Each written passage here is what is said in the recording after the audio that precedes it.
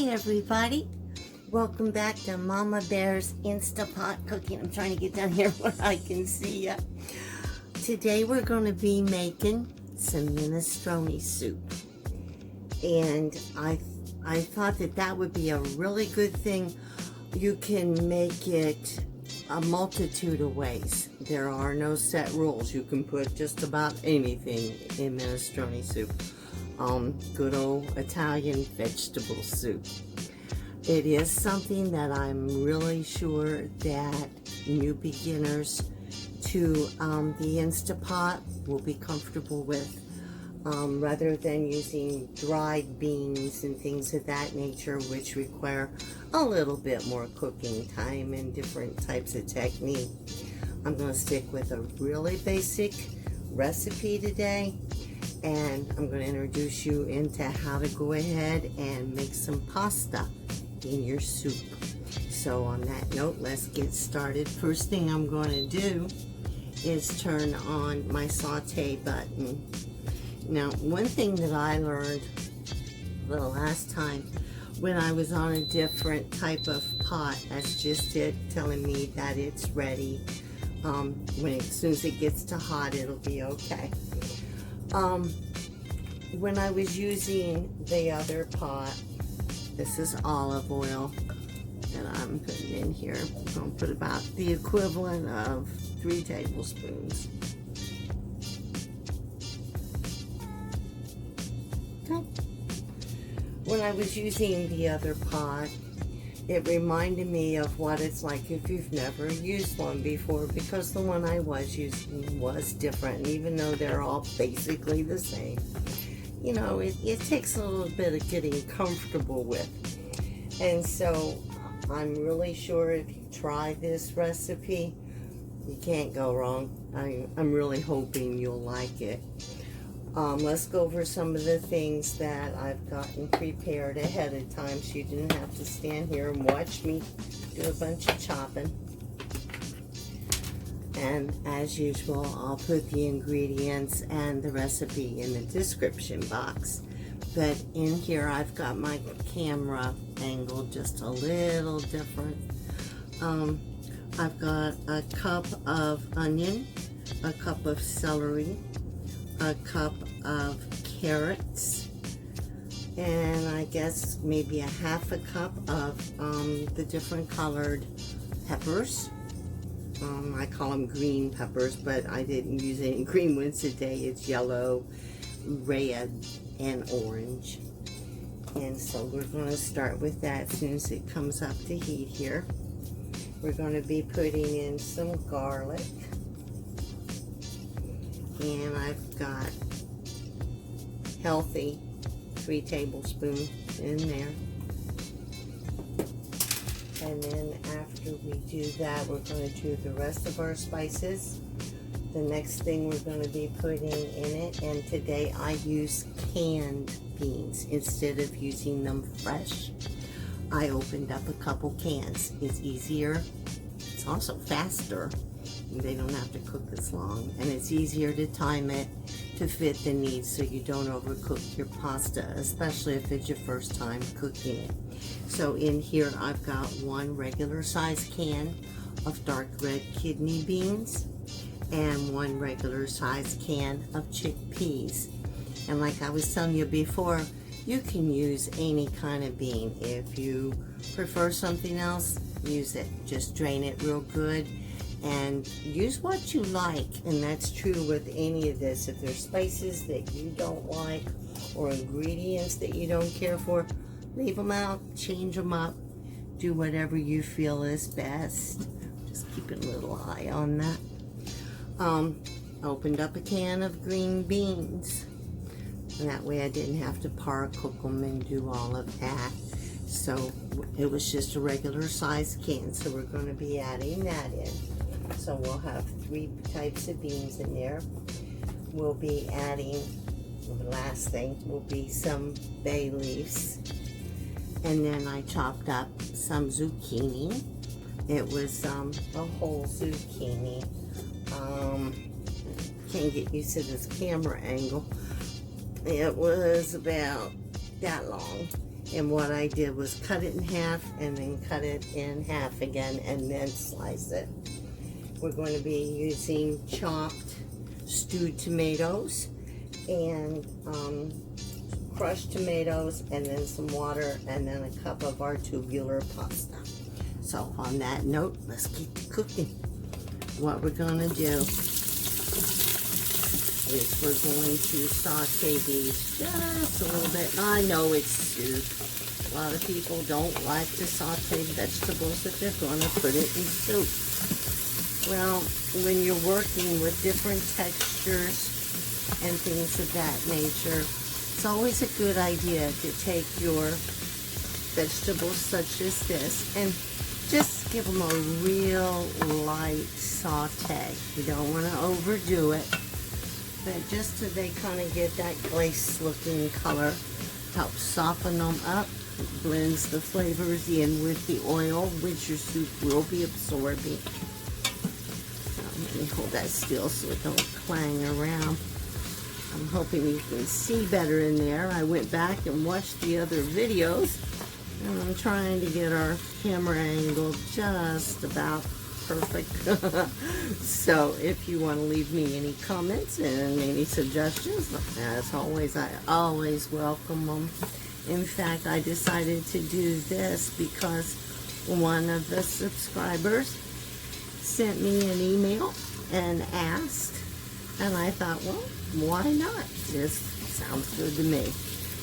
And also I had another email that asked, I had mentioned during my 15 bean soup that I was making that you could serve it with cornbread or garlic bread. And she wanted to know if I knew of a good way to make garlic bread without it getting soggy on the bottom. And the secret to that is put a little rack, a little wire rack on your cookie sheet or your baking sheet, and butter your I use the loaves and cut them sideways in half, or you can cut them diagonal in pieces, but butter it on one side and then real lightly butter it on the other. Very, very lightly, but it's just so that you have just a little bit of coating on the bottom. On the side that you did butter heaviest, go ahead and sprinkle that with garlic powder, and then coat that with some Parmesan cheese. Not the kind that you grate up. That'll turn real brown. You don't want that. But the kind that's just out of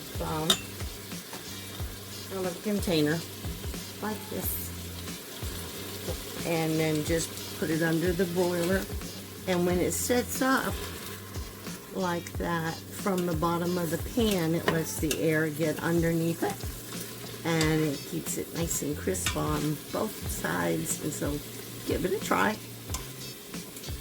and if you know of a better way or something that works for you, go ahead and let me know. I'd like to hear from you.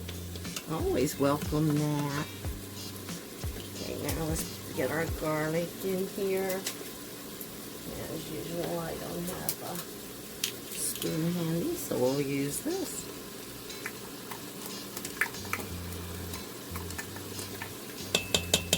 I want that to get too hot. That smells good. I don't think there's anything any better than the smell of olive oil and garlic and onion, and smells good. Okay, now we're going to give this just a couple more seconds to cook.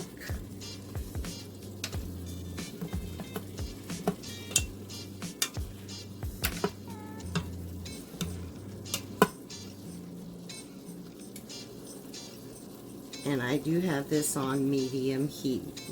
That's what I always prefer for me, to saute vegetables such as this on.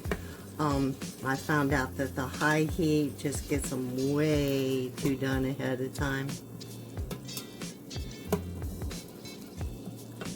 Now let's go ahead, and I'm going to show you a little secret ingredient. Today we're not going to be using meat broth like chicken or beef or anything like that, mainly because I forgot to get some at the store.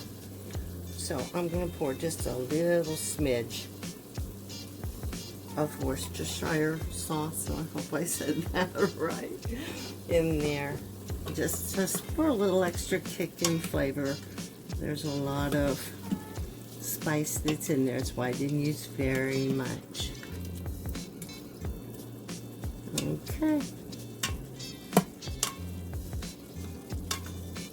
Let's go ahead and get our liquids in here. This is one regular size can of whole tomatoes with the juice that I cut up, and then a can of concentrated crushed tomatoes. I'll put that in there and give it a real good stir. I tried to put a mat down here because I noticed in the other videos there was an awful glare into the camera, so hopefully we've corrected that problem. And I like to always add my tomatoes and all of my liquids first, so that I can stir everything up real good, because you don't want to beat things to death in there when you start adding softer vegetables. And hopefully you'll be able to see that at this angle. I gotta be mindful not to go over that next line right there. Get our beans in here. Oops, I'm gonna turn this off. Oops, if I can see. The reason I turned it off is we're going to be using it on pressure cook mode just for 6 minutes, and I don't want things getting too hot in there because I am working with already pre-cooked vegetables. So this was the 1 can of kidney beans and 1 can of garbanzo beans. Some people call them chickpeas, I call them garbanzos. Now we're going to put in our 2 cups of water. Let me double check, make sure how close I'm getting to the fill line here.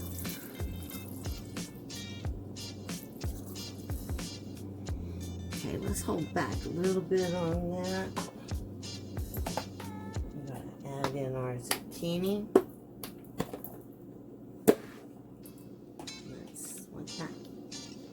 So you can get an idea of the portions of the sizes, how I sliced it. Some people like them sliced real thin in slices. I don't. I like them a little bit chunky. And then for the piece of resistance, let me get this stirred real quick, and then we're going to add our pasta. Don't want to stir it too hard because I don't want to mush down the beans. Enough to mix it up good.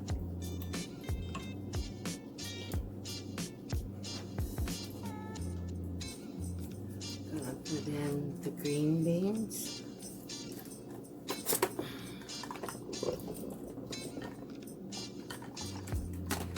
And the pasta.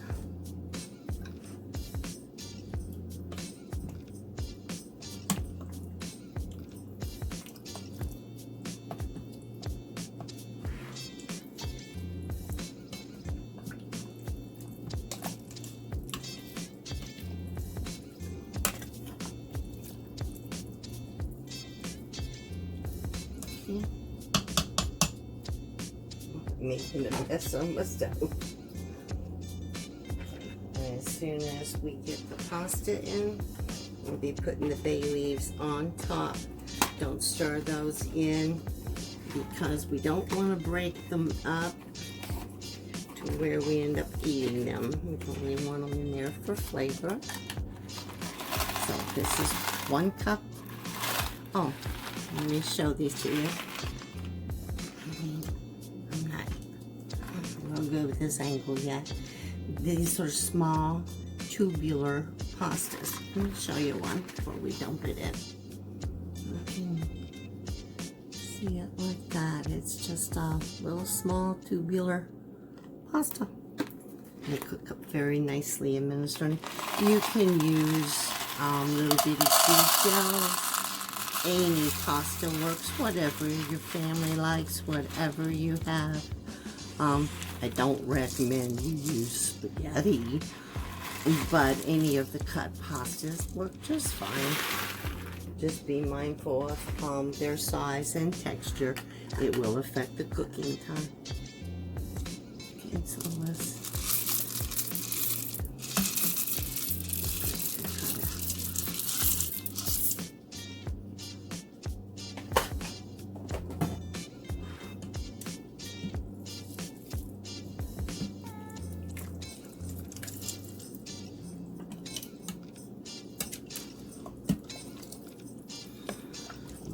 try to get them dispersed evenly through here.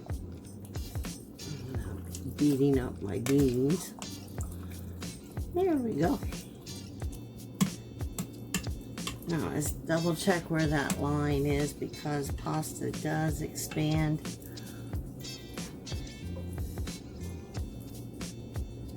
And so will some of the vegetables, and I don't want to overdo it. And you can see the lines right there.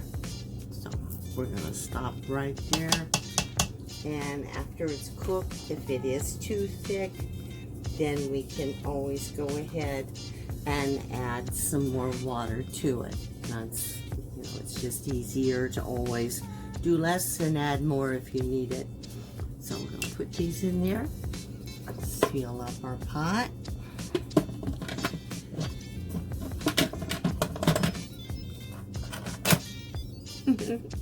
Music to my ears. Okay, and today I'm going to be using the soup button, and by default it comes up to 30 minutes. I sure don't want it at that, so I'm going to bring it all the way down to 6 minutes. And I will figure out a way to get where you can also see if I can get this arm on this thing to work. I have it on normal and set for 6 minutes. And we do have this set to seal. So when you heard it beep, it is on. And when it does come up to pressure, it'll start its countdown. And I'll come back and get you, and we'll see what it looks like, and hopefully we've done good.